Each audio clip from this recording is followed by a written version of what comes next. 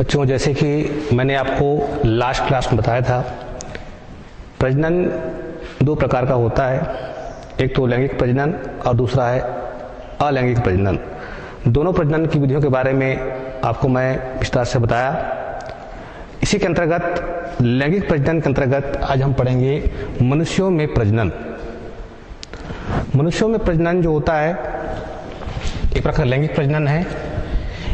इसमें एक सिस्टम होता है, क्योंकि मनुष्य जो होता है तो अलग अलग जीव होते हैं, दोनों प्रकार के जीवमिट्स होते हैं या जो युग्मक होते हैं वो अलग अलग जीवों पर बनता है। नर युग्मक जो होता है वो नर में बनता है और मादा युग्मक जो होता है वो मादा में बनता है। तो आज पढ़ेंगे नर युग्मक बनने की क्रियाविधि या नर के पार्ट्स।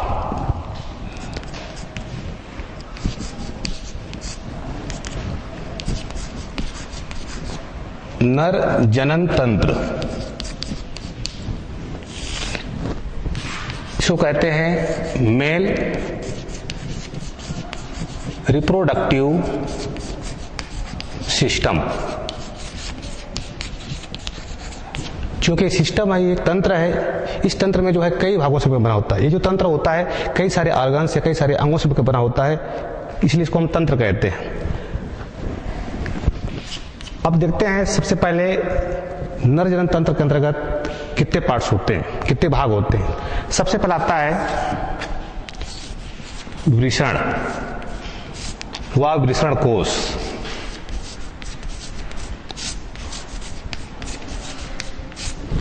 इसको हम टेस्टिस कहते हैं। वृषण जो होता है जनरली जब शिशु मां के गर्भ में होता है उस समय जो वृषण होता है वो उदर गुहा में पाया जाता है। लेकिन जैसे जो है शिशु बाहर आता है उस समय ये टेस्टिस जो होती है वो शरीर के बाहर भाग में पाया जाता है। प्रत्येक मनुष्य में जो होता है दो वृषण पाया जाता है जो कि देह गुहा से बाहर होती है। हम जो है इनको डायग्राम के माध्यम से समझने का प्रयास करेंगे। प्रत्येक वृषण जो होता है, दोनों का वृषण, एक मनुष्य में जो है एक जोड़ी वृषण पाया जाता है, one pair of testis.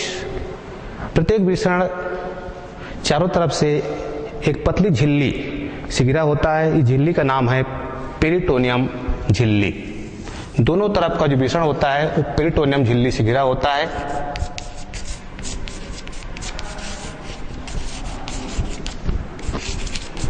Peritoneum झिल्ली, इस झिल्ली के चारों तरफ जो होता है एक प्रकार का संयोजी ऊतक का आवरण होता है। अर्थात दोनों टेस्टिस जो होता है एक स्त्री संयोजी ऊतक के आवरण से घिरा होता है। संयोजी ऊतक में टेस्टिस के अंदर में संयोजी ऊतक के अंतर्गत अंदर लगभग 400 से 600 प्रत्येक टेस्टिस के अंदर में संयोजी ऊतक के अंतर्गत यहाँ पर लगभग 400 से 600 पतली पतली नलिकाएं पाई जाती हैं।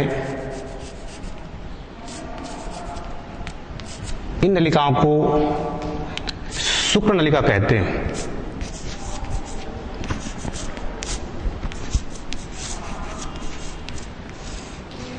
ये प्रत्येक वृषण में इनकी संख्या लगभग 400 से 600 की तक हो सकता है।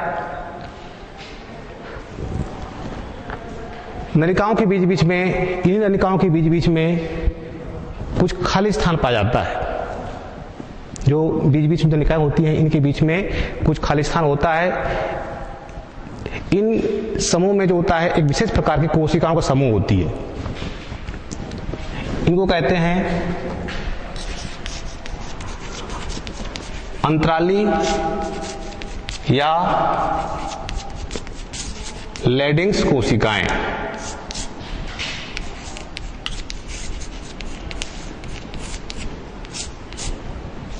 ये जो कोशिकाएं होती हैं इन्हीं नलिकाओं के बीच बीच में जो खाली स्थान होता है वहां पर जो है एक ग्रुप बनाकर रहते हैं। इन कोशिकाओं को हम अंतराली या लेडिंग्स कोशिकाएं कहते हैं।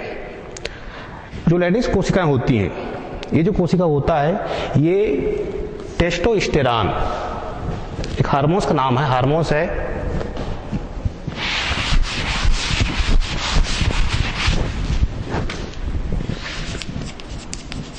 टेस्टोस्टेरॉन नामक हार्मोन्स का स्रावण करता है। ये जो हार्मोन्स होता है वो जो द्वितीयक लैंगिक लक्षण होता है, खासकर मेल में, इनके लिए उत्तरदायी होता है। तो इन हार्मोन्स का स्रावण जो है इन्हीं कोशिकाओं के माध्यम से होती है। ये जो नलिकाएं होती हैं, शुक्रजनन नलिकाएं जो होती हैं, ये स्पर्म का निर्माण करती हैं। स्पर्म में शुक्राणु का निर्माण करता है। शुक्राणु का निर्माण जो है इन्हीं पतली पतली शुक्र नलिकाओं के अंदर होती है। अगर नलिका का बनावट देखते हैं तो ये जो नली होता है, प्रत्येक नलिका इस प्रकार से जो नलिका होती है, ये नलिका जो है दो स्तर से बनता है। जो पतली पतली अंदर में जो नलिकाएं होती हैं, ये नलिकाएं जो दो स्तर से बनता है। जो बाहर की ओर है, बाहरी भाग जो स्तर होता है, इस नलिका को बोलते हैं आपका मेम्ब्रेनोप्रोपिया स्तर।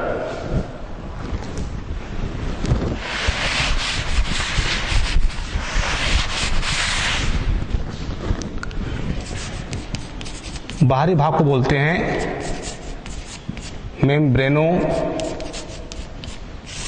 मेम्ब्रेनोप्रोपिया स्तर।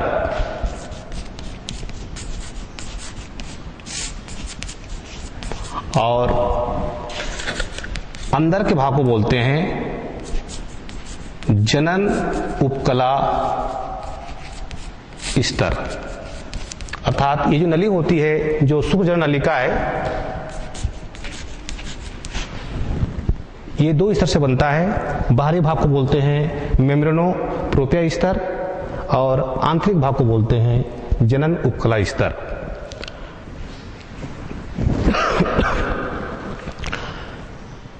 जनन स्तर जो होता है,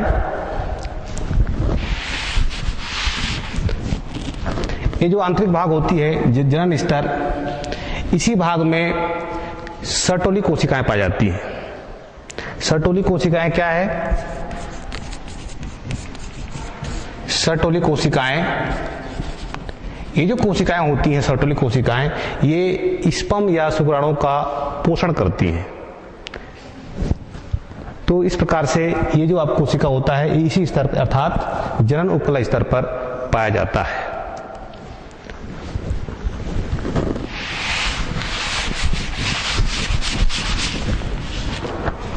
दूसरा जो आपका है,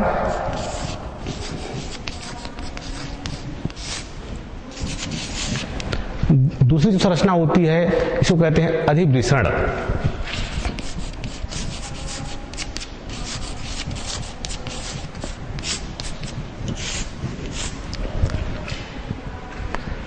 प्रत्येक शुक्रजनन नलिका से पतली पतली नलिकाएं निकलती हैं।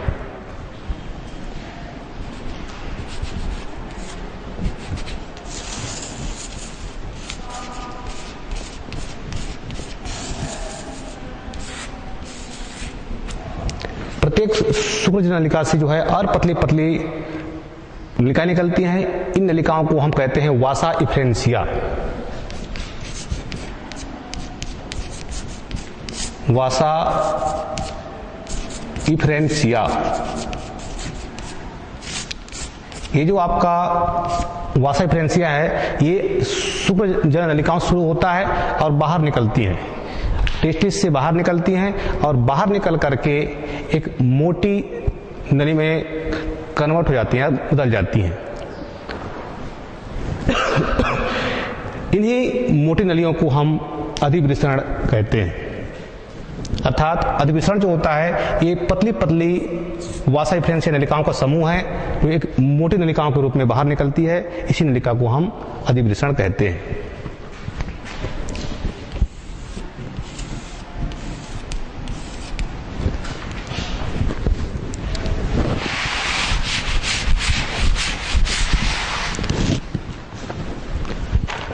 तीसरे प्रकार का जो होता है आपका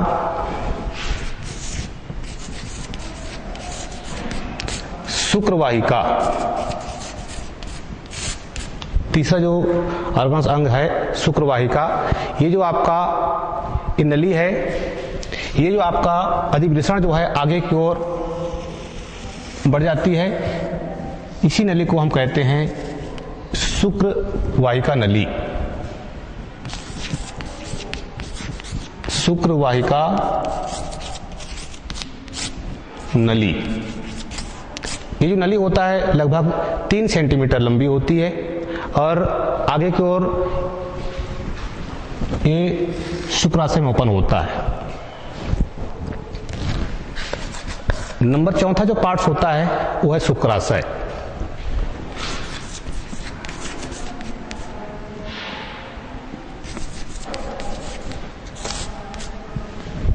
शुक्राशय ये जो आपका नली है शुक्रवाहिका नली, आगे जाके एक फुलवी संरचना इस शुक्राशय में खुलती है। ये आपका शुक्राशय।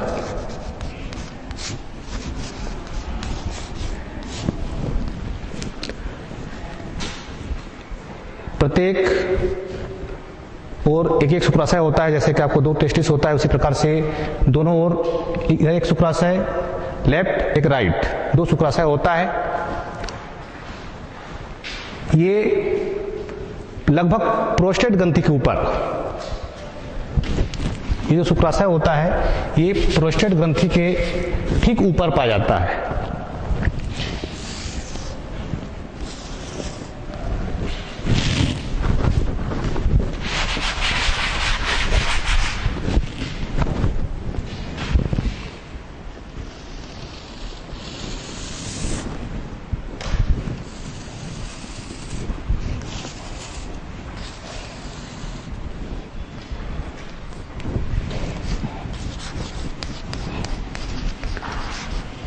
मूत्राशय, इस मूत्राशय में दोनों ओर की मूत्र नलिकाएं ओपन होती हैं। ये मूत्र नलिकाएं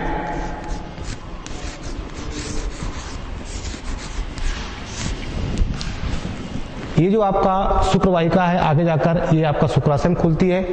शुक्राशय की दीवार से एक प्रकार का चिपचिपा पदार्थ निकलता है जो कि ये सीमेन या अवीर का कुछ भाग का निर्माण करता है। आगे जाते हैं तो होता है नंबर 5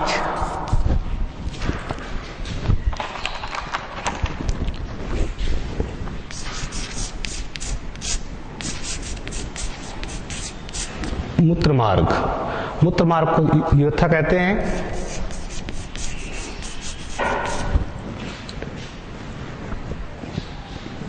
ये एक लंबी नली है मूत्रमार्ग, जो आगे जाकर वो जो पेनिस के एपेक्स भाग पर या अग्र भाग पर खुलती है। ये आपका मूत्रमार्ग।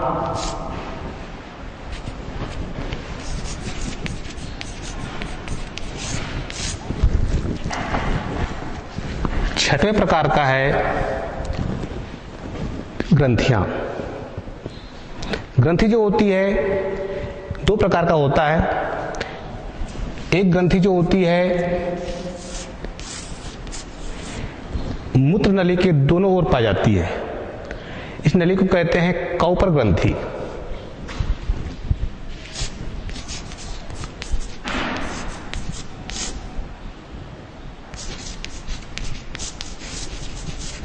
काउपर ग्रंथि। और एक ग्रंथि जो है ठीक मूत्राशय के ठीक नीचे स्थित होता है। इस ग्रंथि को कहते हैं प्रोस्टेट ग्रंथि।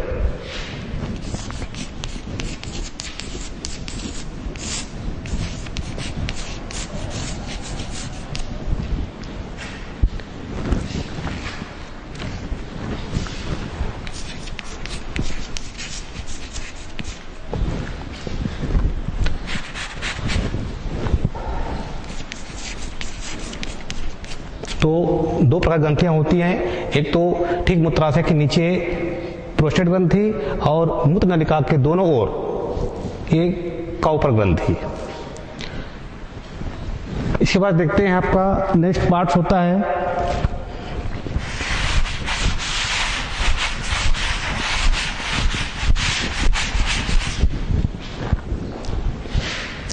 इसको बोलते हैं आपका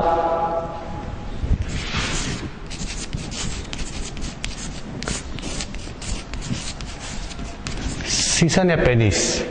पेनिस जो होता है ये स्पंजी ऊतकों से बना होता है।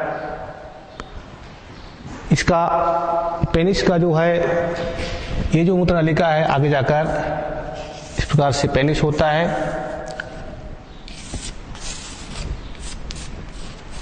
पेनिस जो होता है इसका अगला सिरा जो होता है फूल जाता है, फूली संरचना बनाती है। इसको बोलते हैं सीसन मुंड या ग्लास पेनिस। ये आपका सीसन मुंड या ग्लास पेनिस है। इसी जगह पर जो है ये मूत्र नलिकाएं यहाँ खुलती है। तो इस प्रकार से नरजन तंत्र में 7 प्रकार के पार्ट्स पाया जाता है। पहला आपका वृषण, उसके पश्चात अधिवृषण, उसके पश्चात शुक्रवाहिका, शुक्राशय, मूत्र नलिका, ग्रंथियां और पेनिस। ये जो ग्रंथि होती है, जो 2 प्रकार ग्रंथियां होती हैं, एक तो काउपर ग्रंथि और प्रोस्टेट ग्रंथि। इन ग्रंथियों से एक दूध के समान एक द्रव का स्राव होता है जो कि वीर्य के लगभग 15 से 20% भाग का निर्माण करता है। जो सीमेन होता है, सीमेन के 15 से 20% भाग का निर्माण जो होता है वो प्रोस्टेट ग्रंथि से होती है, निकला हुआ द्रव से होता है। जबकि जो कॉपर ग्रंथि होती है, कॉपर ग्रंथि से भी एक प्रकार का क्षारीय द्रव निकलता है जो कि सीमेन को गाढ़ा करने का कार्य करता है। तो दोनों ग्रंथियों से स्राव निकलता है और वीर्य के को बनाने में अपना भूमिका निभाते हैं। सीमेन या वीर्य देखते हैं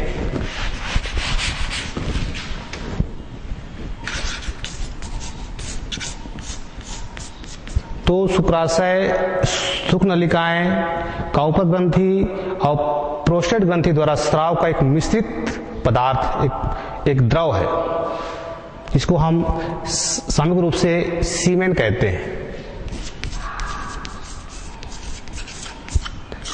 ये गाढ़ा चिपचिपा एक द्रव होता है।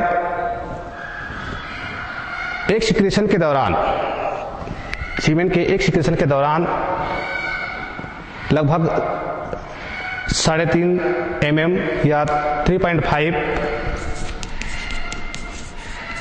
सीमेन का सिक्रेशन होता है। और एक सिक्रेशन के दौरान जो होता है इसमें लगभग 40 करोड़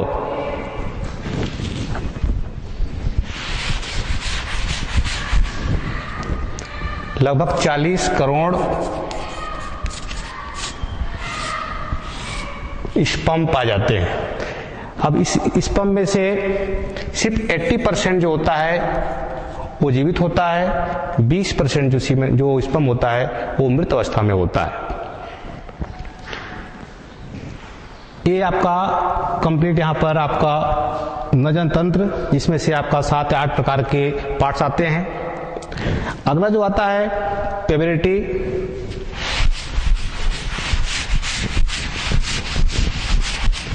इसको कहते हैं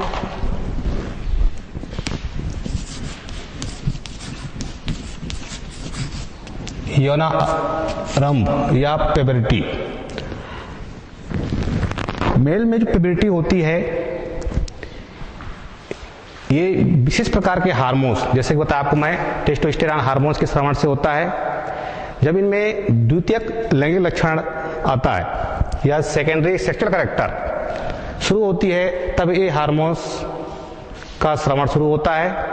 जब हार्मोन्स का श्रवण शुरू होती है उस समय मेल के अंदर में कुछ लक्षण जो है दिखाई देता है, जैसे कि आवाज का भारी होना, शरीर जो है सुडौल हो जाता है, कंधा चौड़ी हो जाती है,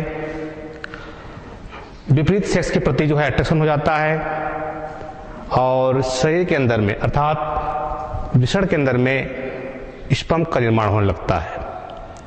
अगर देखते हैं तो मेल में जो प्यूबर्टी होता है आती है, ये लगभग 12 से 16 ईयर्स के बीच, 12 से 16 वर्ष के बीच में ये शुरू होता है। तो यहाँ पर हमने पूरी नरजनन तंत्र के बारे में अध्ययन किया, उसके पार्ट्स के बारे में अध्ययन किया, उसमें बनने वाले सीमेन के बारे में अध्ययन किया, और जो प्यूबर्टी होती है मेल में वो कब आता है इसका हमने अध्ययन किया। Okay, thank you.